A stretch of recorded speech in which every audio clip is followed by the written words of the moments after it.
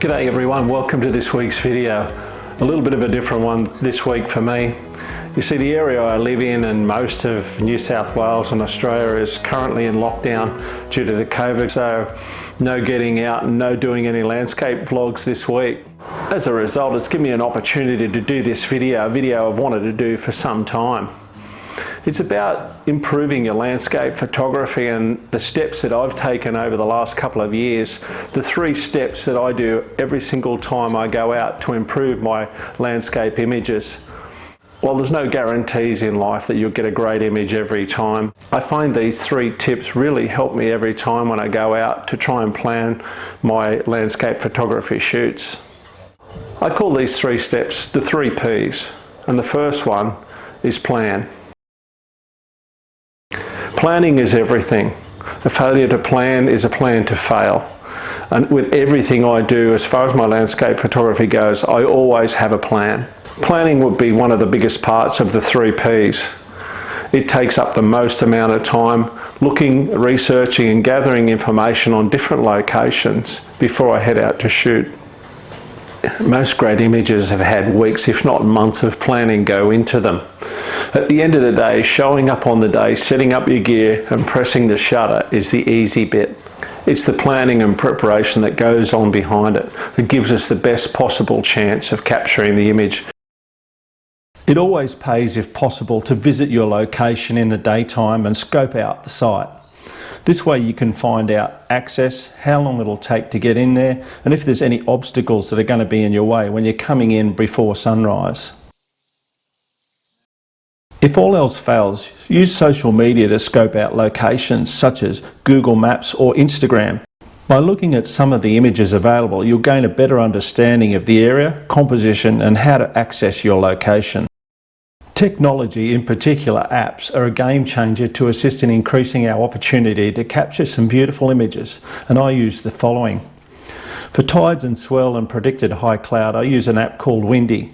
The free version is incredibly accurate in its predictions and forecasts, and I recently used it to capture this sky at Nobby's Beach, Newcastle. For sunrise, sunset or astrophotography, I use the Photographer's Ephemeris or Photo Pills. While I won't go into detail how to use these apps, there's heaps of information available on YouTube for that. Photo Pills is an amazing app once you master it, to enable locations to plan for astrophotography, where the Milky Way core is rising and what time it'll be in that position. Once all the planning's been completed, we move on to step 2, the second P, and that's preparation. There's nothing worse than arriving at your location after doing all that planning and finding out you've left something behind, a memory card, your tripod, spare batteries, anything. So preparation would be the next key element. An important part of your preparation is making sure that all your camera gear is ready to go. There's nothing worse than showing up after planning and leaving something behind. Check the charge on all your batteries. Make sure all your gear is clean, including your lenses, your filters. Take along cleaning cloths, multi-tools and a spare battery. In summer, if I'm going to remote locations, I always take along snakebite bandages. If it's a really remote location, I always carry a personal locator beacon so I can notify the emergency services should the unforeseen happen. Depending on the location, determine what is the appropriate lens to take. My rule of thumb is for difficult access, minimize gear, and for easy access, take everything. Depending on the location, make sure you wear appropriate footwear, boots or spikes.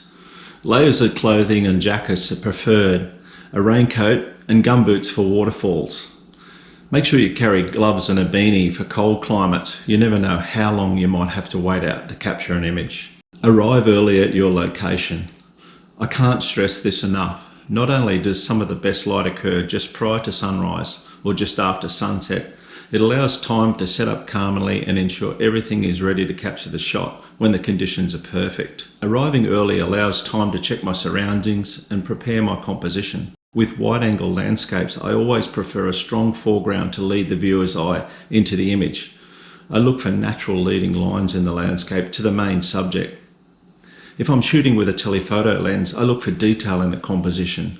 Focus on a particular area of the composition and try and create a unique image. Do some test shots to strengthen your composition and check and double check your settings like focus to ensure the image is pin sharp. After all the planning and preparation is completed, it brings us to the final P, and that's persevere.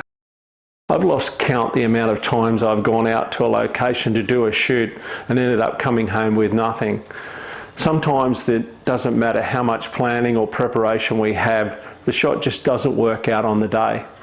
That's where you've got to be relentless and get up time and time again. Get out of bed early, go back to that location and continue to shoot until you get an image that you would be proud of. We have to push aside bad light, terrible conditions, and never give up. Go back again and again and again and persevere. At the end of the day, when the 3 Ps align, it can be one of the best emotions you've ever experienced.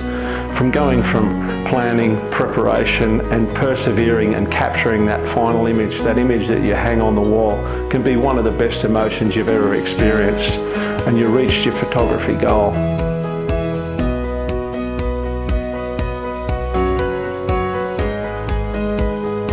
At the end of the day, if you don't get the shot, don't put too much pressure on yourself. If the last 18 months has taught us anything, it's to enjoy every day and realise how fortunate we are.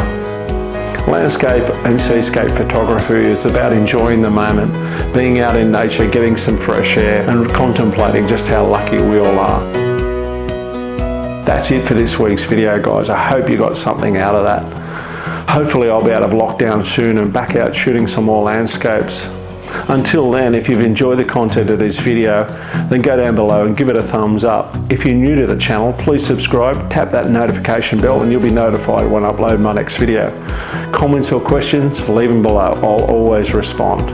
Hopefully I'll be around shooting some more landscapes soon. I'll see you then.